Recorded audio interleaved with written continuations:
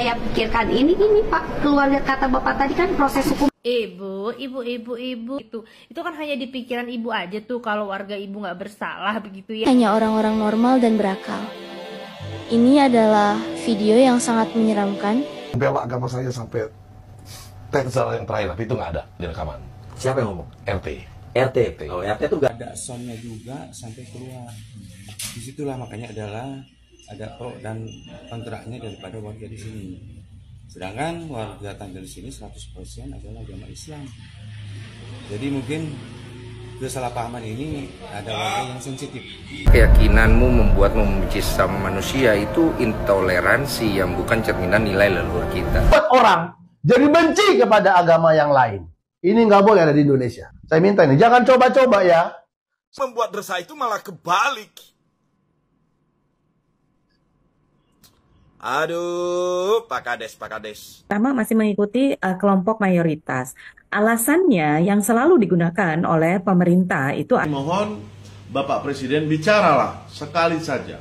Sepengetahuan saya, Pak Presiden belum pernah bicara soal kasus intoleransi. juga sangat menyayangkan. Dan juga menurut keterangan klien kami, Kapolsek Cidahu, Polres Sukabumi, sempat turun ke lapangan juga, dan bahkan bukannya dia menenangkan, jadi ada indikasi seolah-olah memprovokasi, seolah-olah gitu loh. Karena sampai ada perkataan, ada omongan Bapak Kapolsek ini ke klien kami, keterangan klien kami ya, keterangan Pak Yohanes Wedi, saya nggak mau ngeliat muka Bapak lagi lah. Nah, menyampaikan kekesalannya gitu loh, saking mungkin merasa kesal, karena ya menurut saya kan sekelas Kapolsek nggak boleh dong, tidak elok mengucapkan seperti itu gitu loh. Sampaikan kronologis kejadian pada hari Jumat, yaitu mendengar atau melihat dengan adanya suara yang keluar dari rumah ini. Dikirain mungkin ini gereja, namun itu adalah sebagai kegiatan-kegiatan yang tidak rutin, tidak dijadwalkan. Hanya kurun waktu tahun 2005 hanya 3 kali. Sekali lagi hanya 3 kali. Itu pun untuk hari-hari libur aja atau hari-hari besar. Kebetulan berbarengan dengan hari-hari kita, hari-hari besar-besar kita. Yang pertama dari keluarga saja yang datang, keluarga tidak kontra, tidak menolak karena mungkin kegiatannya yang sedikit. Yang kedua itu Pak Widi mengundang mungkin kerabatnya dengan jumlah banyak juga, gitu, sebanyak 130 orang. Itu merupakan arisan katanya komunitas. Itu dengan ada permainan-permainan yang apa sambil libur panjang. Ya tadi sampaikan, kegiatan itu sendiri tetap ada seremonialnya, berdoa, buka dan tutupnya. Mungkin dengan jumlah yang banyak, ada soundnya juga sampai keluar. Disitulah makanya adalah ada pro dan kontraknya daripada warga di sini. Sedangkan warga Tanggal di sini 100% adalah agama Islam. Jadi mungkin kesalahpahaman ini ada warga yang sensitif. Itu dengan adanya kegiatan itu, warga jujur saja melalui Babin Kepdiknas dan Babimas dan RT juga sudah konfirmasi untuk setiap kegiatan. Namun puncaknya mungkin terakhir pada tanggal 26 hari Jumat jam 10.30 kami dapat informasi dari RT Babin Babinsa, kami bersilaturahmi ke sini ke Pak Widi yang adiknya menikah di sini, yang pas ada acara. Maksud dan tujuannya hanya menghimbau. Tadi disampaikan bahwa rakyat ataupun bukan rakyat, warga menolak tentang kegiatan itu sendiri. Namun beliau tidak menanggapi respon itu. Yang tadinya mungkin saya menghadirkan Forkopincam, MUI juga, RP juga, Kadif juga dihadirkan mengkonfirmasi kegiatan itu sendiri menjadi pro kontra. Begitu kami tidak menemukan titik temunya, kami dikembalikan lagi ke MUI bagaimana harus menyelesaikan masalah itu. Baru juga kita mau mengonsep pokok pincam rencananya hari Senin karena Jumat, Sabtu, Minggu libur. Ternyata sudah ada warga yang mendatangi dengan jumlah yang banyak. Berarti itu aksi spontan. Setelah kita iniin disampaikan begitu Jumat jam 13.30 warga langsung datang ke sini mengevakuasi, mengusir acara ini. Tapi alhamdulillah mungkin warga juga cukup bersabar juga, tidak terlalu ini. Alhamdulillah tidak ada korban. Namun kami sebagai kepolisian sudah mencoba mencegah, mensosialisasikan, memberitahukan bahwa masyarakat menolak, merasa terganggu juga mungkin. Itu dengan adanya kegiatan tersebut dari Pak Widi sendiri yang tadi sampaikan tidak ada tanggapan. Mungkin dalam kumpulan tadi juga mendengar warga dengan spontan begitu jam 13.30 warga datang ke sini rame-rame. Mungkin sekitar ada 100 lebih lah. Karena mungkin ada kesalahpahaman itu sendiri, ketidakpahaman intoleransi itu sendiri, warga akhirnya merusak fasilitas yang ada di sini berupa kaca, gazebo. Itu kita mengundang lagi warga, OKP, Ormas, alim ulama, ayo bareng-bareng untuk membersihkan puing-puingnya berserakan. Dalam arti untuk membuat kita kondusif. Boleh gitu Bang, masyarakat ada kepala desa, kapolsek dan lain sebagainya. Ada MUI, ada ustadznya juga, maaf ya. Maksudnya mereka berkata seperti itu. Tidak ingin ada kegiatan keagamaan gitu. Saya bilang gini. Saya cuma mengambil pengambil, saya cuma bilang gini. Saya cuma melakukan hak saya sebagai warga negara. Gitu. Saya bicara dengan kapolsek, dengan orang pihak kecamatan. Kapolsek pun ada di situ? Ada. Kapolsek ikut membubarkan itu? Waktu ini pertama kali. Jadi dia datang sebelum terjadi, sebelum sholat ya. Dia datang ngapain? Mencoba menghentikan. Mencoba menghentikan, ya. Bukan yang melindungi. Bukan. Menghimbau menghentikan. Oke. Supaya jangan terjadi kerusuhan. Kira-kira gitu. Tapi saya berkeras. Ya, karena saya anggap saya tidak melakukan kesalahan apapun ya, secara undang-undang ataupun secara apapun lah, peraturan tidak ada yang dilanggar. Saya tetap bilang saya tetap melakukan ini. Tapi si Kapolsek bilang gini, saya paham maksud Bapak, tapi mereka tidak paham. Mereka tidak paham. Maksudnya gitu ya. Maksudnya ya, menurut saya bilang gini, itu tugas bapak-bapak sekalian. Iya, tugas bapak polisi untuk mengamankan dan memberikan pemahaman. Betul sekali. Karena Kapolsek itu harus fair, harus adil, tidak boleh memihak suku, agama, ras atau kelompok masyarakat manapun, benar nggak? Nah, saya minta Pak Kapolsek dan jajaran forum Mintam itu untuk memberi pemahaman kepada para masyarakat. Nah, akhirnya timbul debat kusir, pokoknya tidak boleh ada kegiatan keagamaan. Kata sih? Ya, dari kepala desa, RT, dan beberapa lah. Tapi yang paling kenceng itu ngomong memang aparat pemerintahan nih. Siapa? Kepala desa dan RT. Kepala desa dan RT. Iya. Sampai suara kata-kata yang mungkin saya akan bela agama saya sampai tersal yang terakhir, tapi itu nggak ada di rekaman. Siapa yang ngomong? RT. RT. Oh, RT tuh ganti aja tuh. RT harus disikat habis nih, nggak boleh ya. Ya buat yang ngerasa nanti kita sikat. Nah, jadi seperti itu. Nah, jadi akhirnya karena saya tetap saya bilang gini, oke, tapi ini anak-anak lagi liburan. Kalau memang tidak boleh kegiatan keagamaan, nggak apa-apa. Saya suruh mereka main game aja. Ya kan game itu bagian daripada retret. Akhirnya mereka tetap nggak sepakat karena mau sholat Jumat. Mereka bilang, kami mau sholat Jumat dulu deh. Capek ngomong sama Anda katanya gitu lah ya kan. Malah seorang Kapolsek dengan lantang berbicara di depan banyak orang. Bilang apa Kapolsek? Saya tidak mau ketemu Bapak lagi lah. Gitu.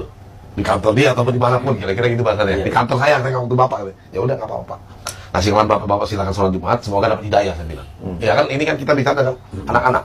Jadi saya perintahkan anak-anak untuk terus melakukan kegiatan, main game aja, menghindari.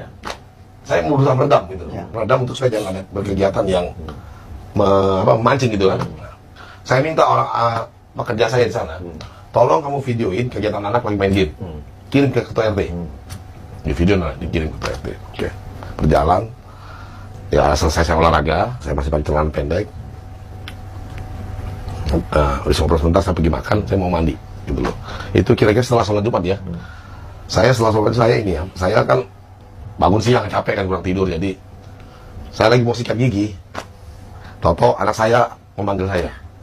Ada orang naik pagar gitu loh. Orang naik pagar, oke, terus? Ya udah.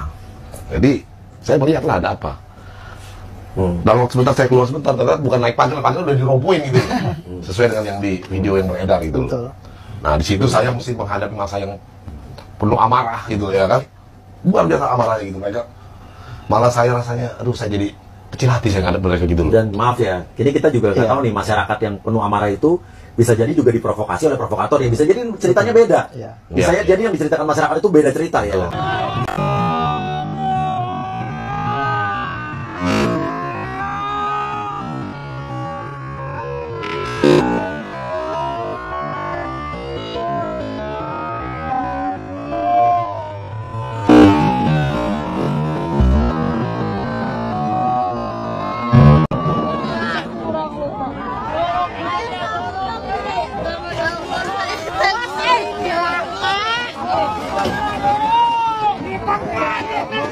Saya pikirkan ini Pak, keluarga kata Bapak tadi kan proses hukum. Ibu, nggak usah kebanyakan mikir Bu, daripada ibu cari pembelaan dan cari pembenaran, padahal warganya terang-terangan salah. Lebih baik ibu musyawarah sama warga ibu, apalagi istri-istrinya para tersangka eta. Musyawarahnya apa nih kalau saya boleh kasih saran?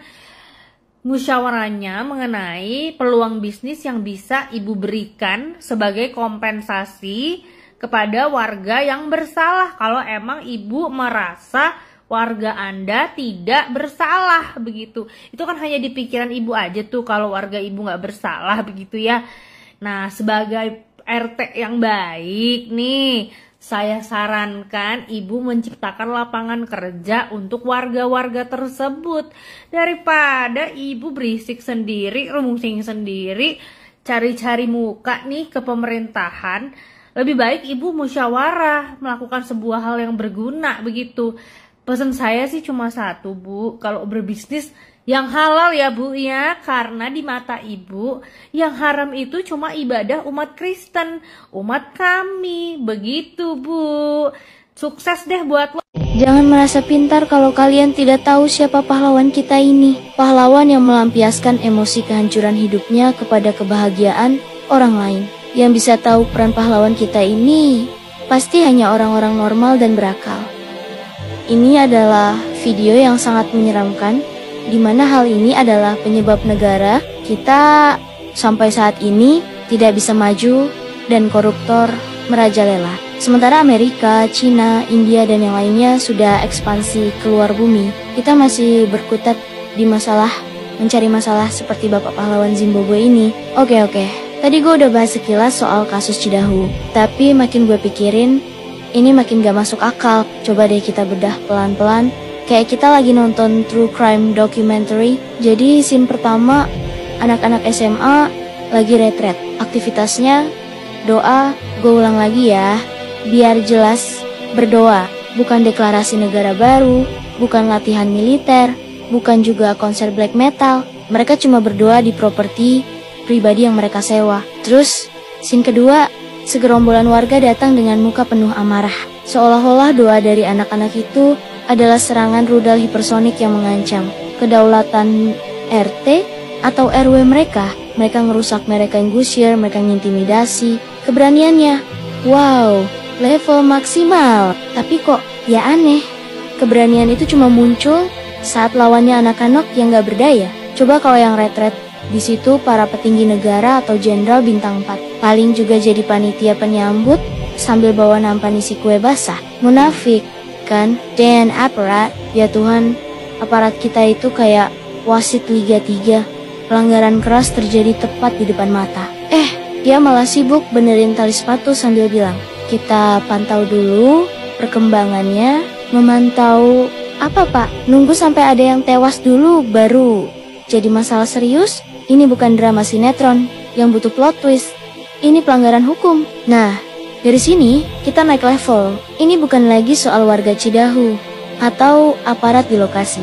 Ini soal sebuah sistem yang membiarkan penyakit ini tumbuh subur, di mana peran pemerintah, halo, Bapak Bupati, Bapak Gubernur, yang terhormat Bapak Menteri Agama, ada suara? Apa headsetnya lagi rusak?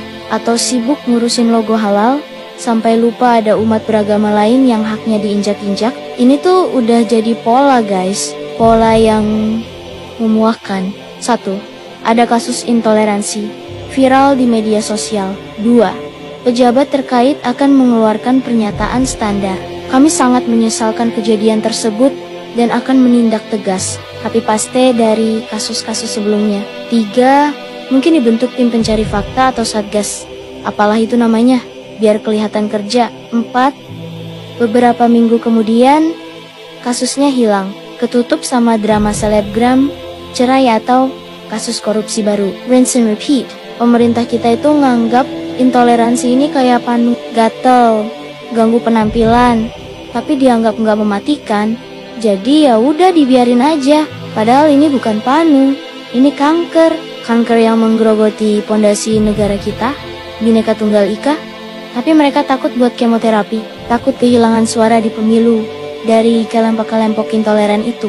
Jadi mereka lebih milih main aman, pure buta, dan membiarkan negara ini pelan-pelan membusuk dari dalam. Dan di tengah semua kekacauan ini, kita, para netizen, sering teriak-teriak di kolom komentar. Kapan Indonesia maju? Kapan kita bisa anyingin Amerika, Cina, Rusia, atau India? Gimana kita mau maju? Coba kita lihat keluar sebentar. Amerika udah mikirin cara bikin koloni permanen di Mars. Cina udah bikin matahari buatan dan mendominasi ekonomi global. Rusia sibuk main catur, geopolitik dunia. India bisa ngirim roket ke bulan dengan biaya lebih murah dari ongkos produksi film Hollywood. Lah, kita di sini di tahun 2025 masih sibuk debat soal boleh ngaknya orang beribadah di rumahnya sendiri. Masih berantem soal izin mendirikan bangunan gereja yang prosesnya lebih rumit dari bikin reaktor nuklir. Masih ngeluarin energi buat sesuatu yang harusnya udah selesai sejak 70 tahun yang lalu. Kita mau punya industri 4,0, tapi mental warganya masih 0,4. Kita mau punya cyber army yang kuat, tapi warganya lebih jago misu-misu soal agama daripada belajar coding. Kita mau jadi makan Asia, tapi kelakuannya masih kayak sekelompok ayam yang ribut di pekarangan sendiri. Ini bukan soal kita kalah teknologi, ini soal kita kalah melawan kebodohan dan kemunafikan diri kita sendiri. Dan pemerintah sebagai nahkoda kapal besar bernama Indonesia ini malah sibuk enggelap-enggelap dek kapal biar kelihatan kinclong. Sementara lambung kapalnya udah bolong di mana-mana. Udahlah, makin dipikirin makin bikin darah tinggi. Kayaknya bener harapan satu-satunya negara ini ada di tangan timnas badminton sama para komika stand up. Seenggaknya mereka beneran berjuang dan jujur dengan caranya masing-masing.